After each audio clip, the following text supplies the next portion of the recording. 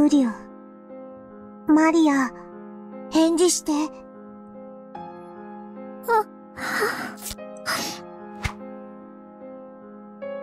ウリュウ、やっぱり、僕、ぬいぐるみなの？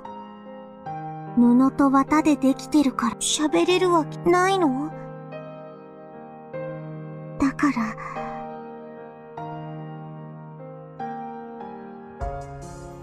Sakotaro looked up at Maria sadly. Maria's face was covered with tears, and it looked as though it had even lost all traces of sadness. 聞こえてるよ、サクタロウ。サクタロウは布と綿でできたぬいぐるみなんかじゃないよ。マリアのお友達だよ。返事なんか嫌い。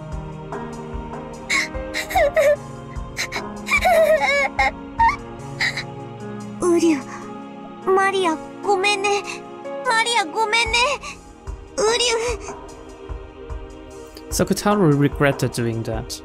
By freezing her heart, Maria had finally been able to escape from her sadness.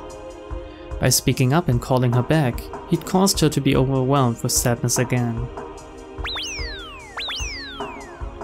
Sakotaro tried hugging Maria, letting go of her, and gazing at her uneasily, lost as to how he could bring Maria's spirits up.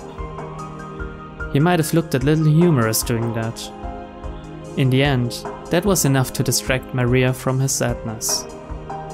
ごめんね。もう泣いても仕方ないもんね。エンジェとは喧嘩しちゃったけど、マリアにはまだたくさん友達がいるよ。僕だけじゃない。みんなもいるよ。サクスケも、サク吉も、動物の音楽隊も、他にも。Maria looked at the many stuffed animals around her pillow, which were gathered together as though they were having an idle chat. みんな、マリアのこと心配してるよ。どうしたらマリアが元気になってくれるかなって、ずっと相談しているよ。みんなは、エンジェみたいにいなくならない？ならないよ。僕たちはいつだって一緒だよ。本当に？サクタロたちは家でしか一緒じゃないよ。ママと一緒にお出かけできないし、学校にも一緒に行けないよ。僕たちは学校に行っちゃいけないから、先生に見つかったら怒られちゃうもん。でも、見つからないならいつだって一緒にいていいんだよ。サクタロウ、大きいから見つかっちゃうね。だったら、小さくて持ち歩ける子と一緒に行けばいいよ。例えば、ほら、森の音楽隊の仲間たちなら、ほら、小さいからマリアのポケットに隠れて一緒に学校に行けるよ。音楽隊いっぱいいるよ。ポケットに入りきらないよ。She collected all of the forest band pieces that were scattered across her bed. There were about as many of them as pieces in her chess set, so it would probably be impossible to fit them all in her pocket. なら、特に仲良しのお友達だけを連れて行くといいよ。森の音楽隊の中で一番マリアと仲良しのウサギの4人組を連れてくといいよ。4つならポケットに入る。これなら見つからないね。だから、マリアはこれで学校でも一人ぼっちじゃないよ。僕が一緒に行けないところでも、この子たちなら一緒にいてくれるよ。なら、寂しくないかも。お家に帰ってくるまで我慢できるかも。ママと先生にさえ見つからなければ、僕たちはいつだって一緒にいられるんだよ。そして、いつまでも一緒にいよう。遊んでいよう。僕たちはマリアを絶対に一人ぼっちになんかさせないから。ウリュウ Maria's expression finally regained a little of its brightness. That's right. In the beginning, Maria's world didn't have Angie in it. Even without Angie, it was fun with everyone. And yet, strangely enough, it suddenly became sad without Angie, who had come in at the end. All that's happened is that I've returned to the world right before Angie entered it. So there's nothing to be sad about. 寂しくないよ。サクタロもみんなも一緒だもん。ウリュウ、マリア大好き。もう人間なんかにマリアの世界には誰も立ち入らせないよ。マリアージュ・ソルシエールはマリアとベアトリーチェだけの二人きりの同盟。もともとベアトもエンジェを加えるのには反対してたし、これでいいんだもんね。エンジェはまだ幼すぎたんだよ。エンジェのことはまた仲良しになれるまで当分を忘れていていいと思うよ。マリアがまた元気を取り戻せたら一緒に遊べばいいよ。それまで僕たちみんながずっとそばにいるからね。ありがとう、サク太郎。みんな。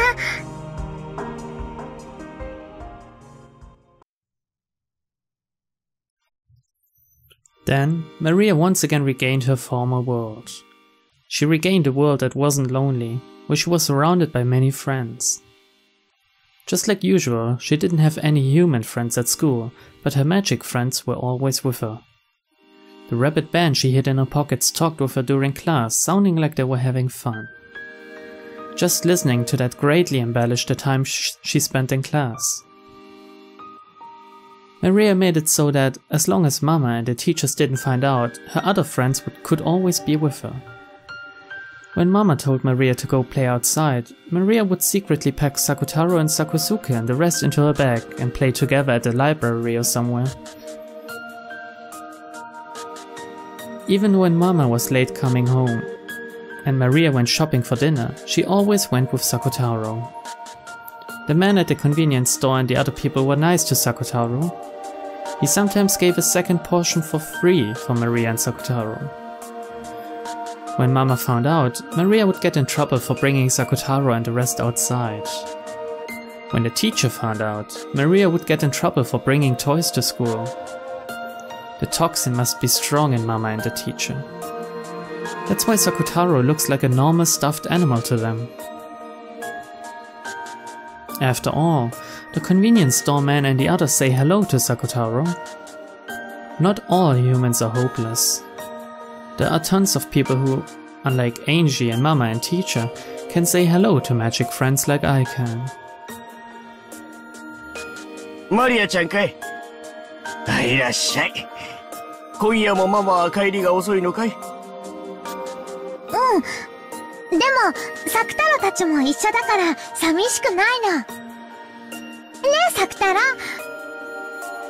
ウリュウ。今日はね、僕だけじゃないんだよ。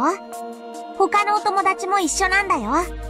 おや、他のお友達かい？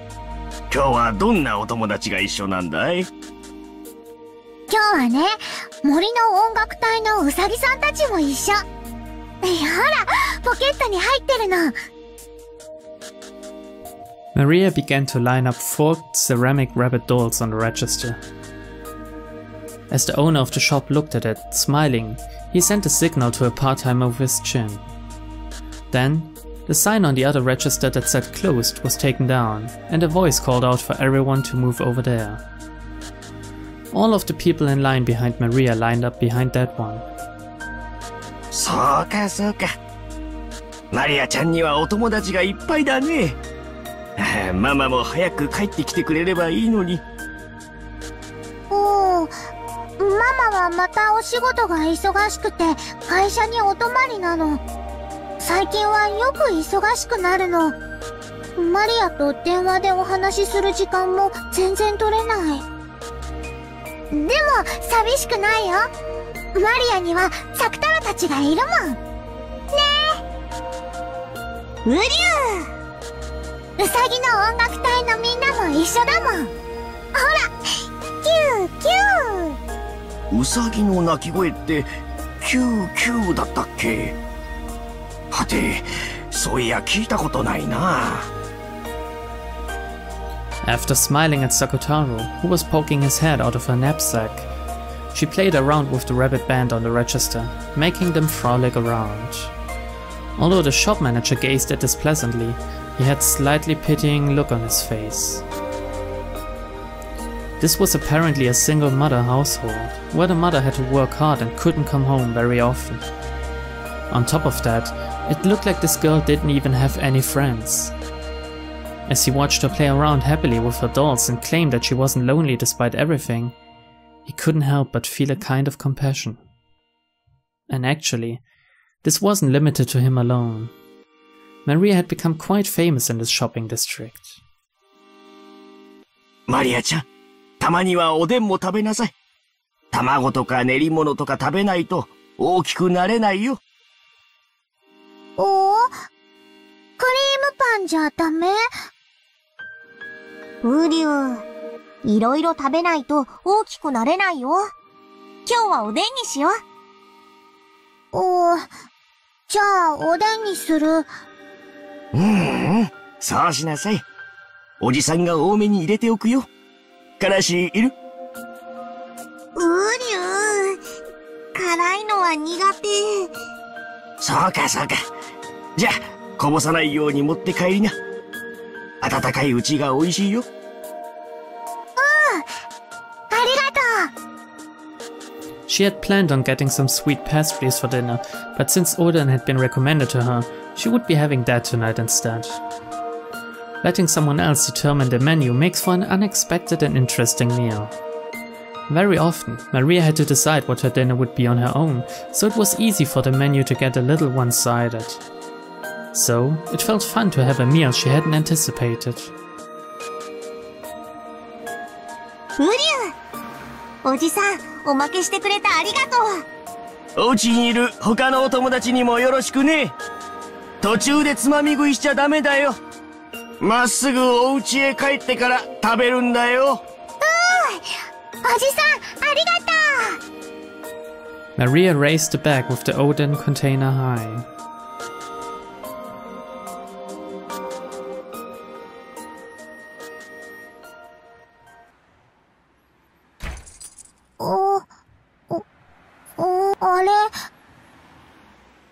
Urio? どうしたの、マリア？ポケットに鍵がない。Standing in front of the door to her house, Maria searched all over her body. The key to the house wasn't there. She always methodically put it in the same pocket. So there was no way she had put it in another pocket, but she searched the whole body just in case. Unsurprisingly, it wasn't there. お財布を出した時に落とした？お財布を出してしまう時にはちゃんと手応えがあったもん。途中でポケットを探った時にもちゃんと手応えがあった。途中まではあったの。落としてなんかいない。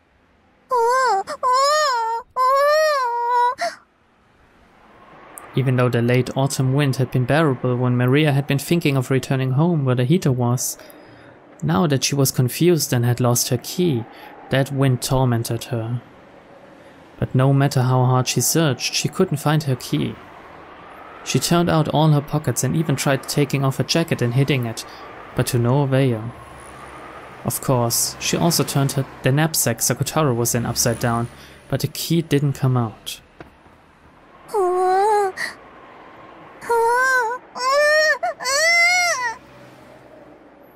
Something that should have been there wasn't where it was supposed to be. Why isn't the key there when I didn't do anything wrong? Why isn't it? Why? Why? Maria was cold and frustrated and angry, and she stamped on the ground. The bottom of her foot throbbed, but that didn't lessen her frustration. At the same time, her tears poured out.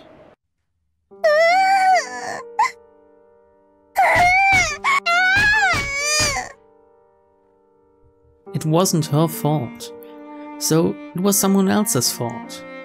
But Maria didn't know who that someone was, and could do nothing but continue to let out a moan of anger. ウリュウ、きっと途中で落としたんだよ。探そう。来た道を戻って探そう。せっかくおでん買ったのに、卵とかおまけしてもらったのに、あったかいうちに食べられない。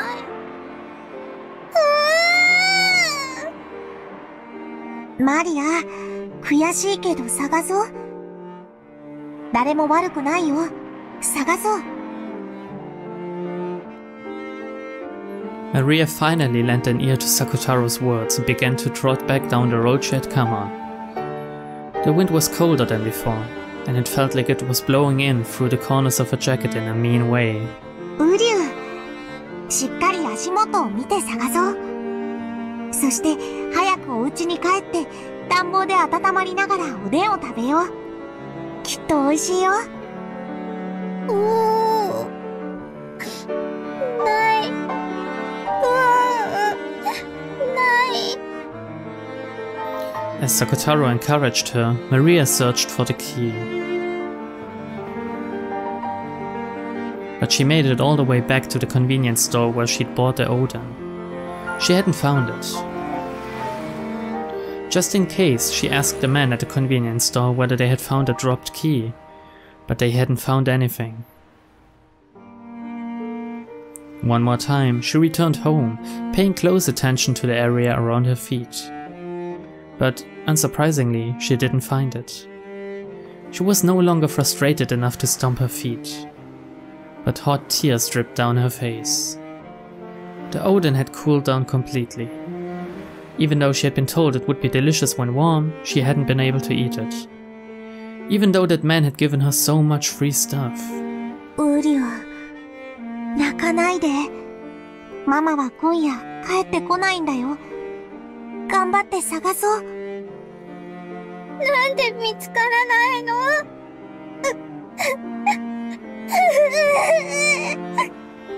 マリア、泣かないで。頑張って探そう。マリア。Maria was no longer able to hold back her tears. Sobbing, she clutched Sakutaro and held the bag of oden, returning once more down the road she had come by. Perhaps because more and more houses and stores had turned their lights off by now, it was even darker and harder to search than before. And, once again without finding the key, she returned to the convenience store. マリアちゃん、鍵まだ見つからないのかい？鍵ない。お母さん、今日は泊まりだっけ？鍵ないとお家入れないの？入れない。そりゃ困ったね。交番には行ってみた？届いてるかもしれないよ。ママがおまわりさんに話しかけられてもお話ししちゃダメって言った。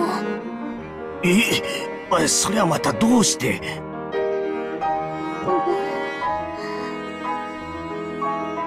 ？It was probably because Rosa would be liable for making such a young girl like Maria watch over the house by herself, and because she knew that this wasn't something that would be permitted by society.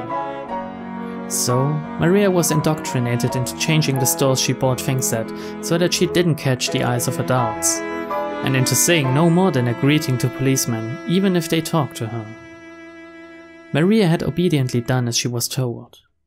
Instead of considering why she must do that, she was much more concerned with meekly obeying because her mother had told her so. But the manager of the convenience store probably didn't think of it that way. In the first place, seeing such a young girl being forced to watch over the house alone and so frequently would make anyone worry. And then, after making the round trip between her home and the store once more, and arriving at the convenience store for a third time, a policeman was there. あの子です。マリアちゃん、鍵見つかったかい？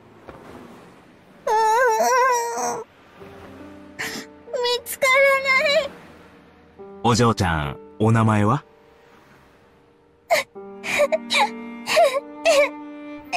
The policeman asked her name, but Maria didn't answer.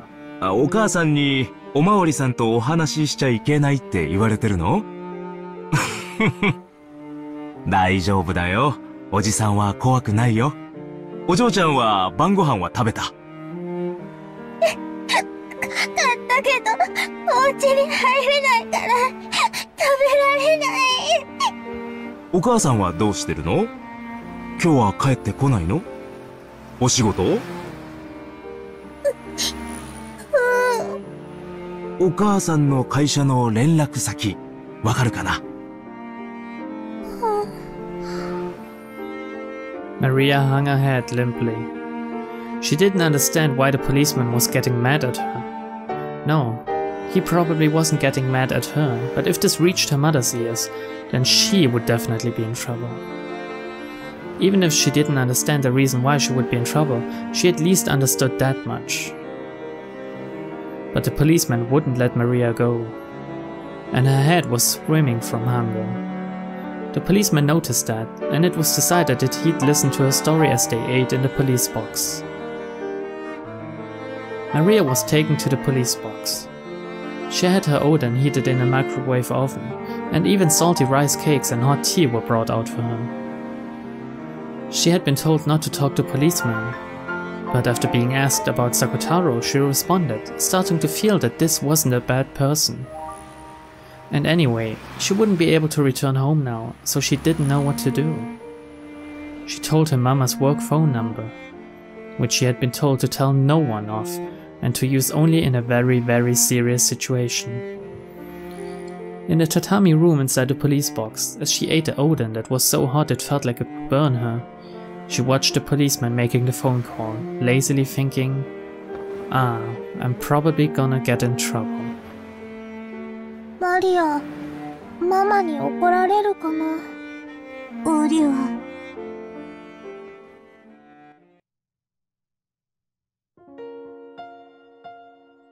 He must have been listening to the phone ringing for a very long time. With the receiver up to his ear, the policeman looked up at the clock, grumbling. 営業時間終えちゃってるから出ないのかな？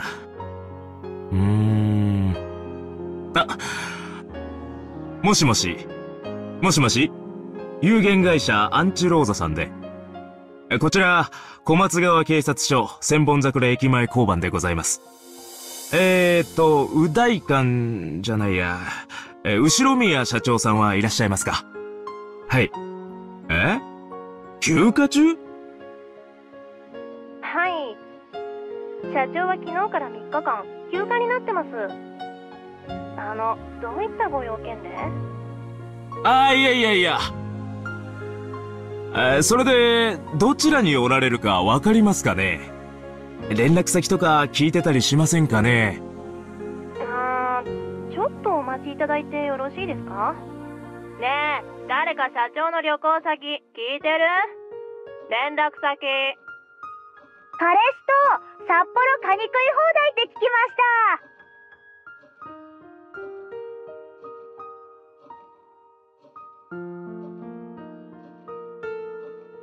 了解。もしもし？札幌に行ってるそうですけど、連絡先まではちょっとわかりません。ご伝言しますか？そうですか。参ったな。じゃあ、もし連絡がつきましたら、こちらから電話があったとお伝えできますか？はい。